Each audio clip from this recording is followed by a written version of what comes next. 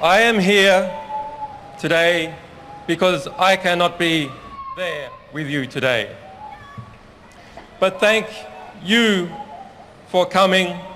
Thank you for your resolve, your generosity of spirit. On Wednesday night, after a threat was sent to this embassy and police descended on this building, you came out in the middle of the night to watch over it. And you brought the world's eyes with you. Inside this embassy after dark, I could hear teams of police swarming up into the building through its internal fire escape. But I knew there would be witnesses, and that is because of you. If the UK did not throw away the Vienna Conventions the other night, it is because the world was watching. And the world was watching because you were watching. So the next time somebody tells you that it is pointless to defend those rights that we hold dear, remind them of your vigil in the dark before the Embassy of Ecuador.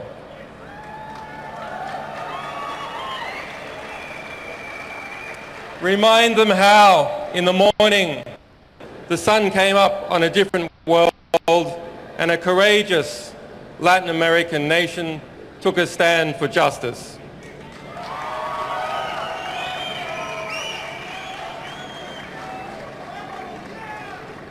And so to those brave people, I thank President Correa for the courage he has shown in considering and in granting me political asylum. And I also thank the government, and in particular Foreign Minister Ricardo Patino, who upheld the Ecuadorian Constitution and its notion of universal citizenship in their consideration of my asylum. And to the Ecuadorian people for supporting and defending this Constitution. And I also have a debt of gratitude to the staff of this embassy, whose families live in London and who have shown me hospitality and kindness despite the threats we all received.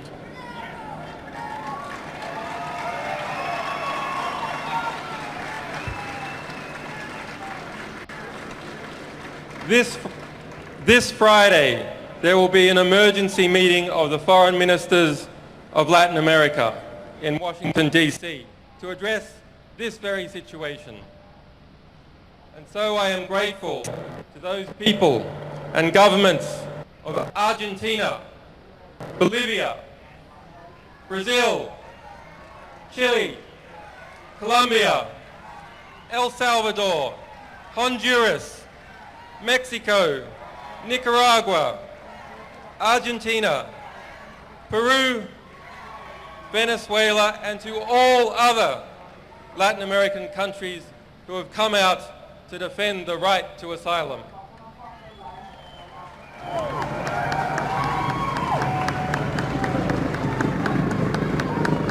And to the people of the United States, the United Kingdom, Sweden, and Australia, who have supported me in strength even when their governments have not.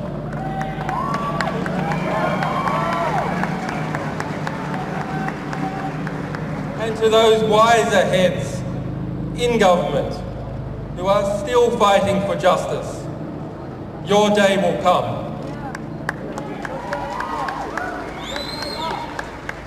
To the staff, supporters, and sources of WikiLeaks, whose courage and commitment and loyalty has seen no equal.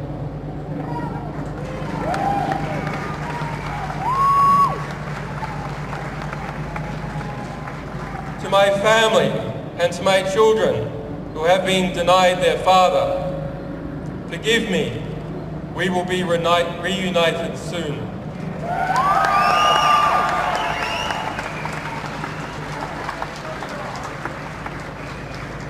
As WikiLeaks stands under threat, so does the freedom of expression and the health of all our societies.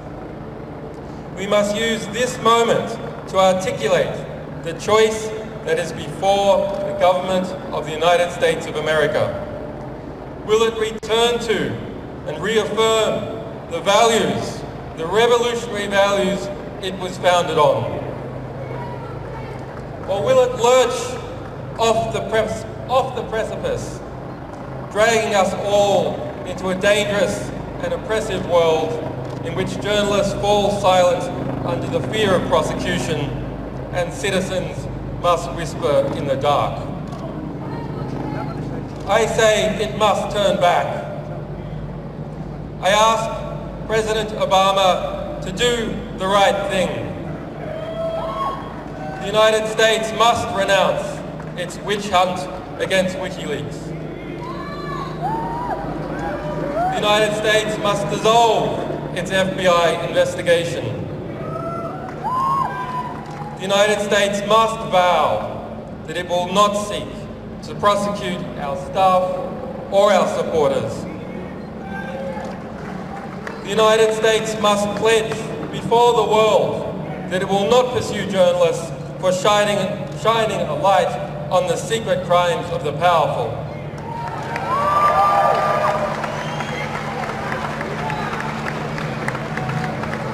There must be no more foolish talk about prosecuting any media organization, be it WikiLeaks or be it the New York Times.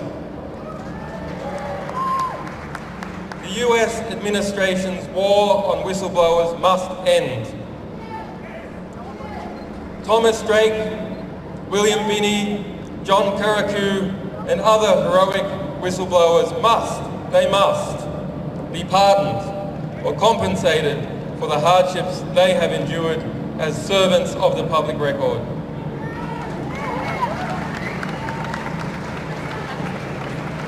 And to the Army private who remains in a military prison in Fort Leavenworth, Kansas, who was found by the United Nations to have endured months of torturous detention in Quantico, Virginia, and who has yet, after 2 years in prison, to see a trial, he must be released. Bradley Manning must be released.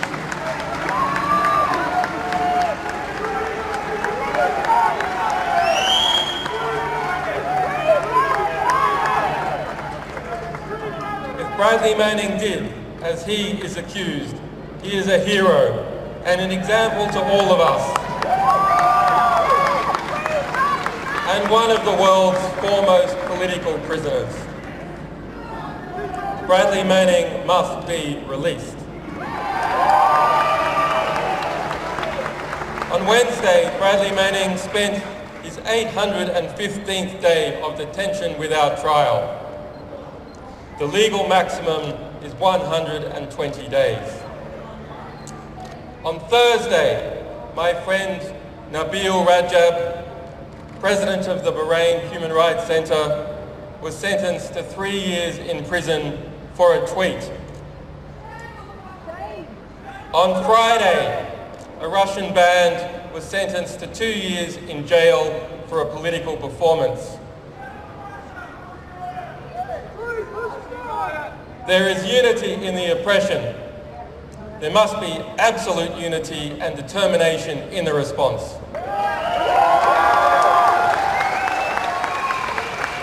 Thank you.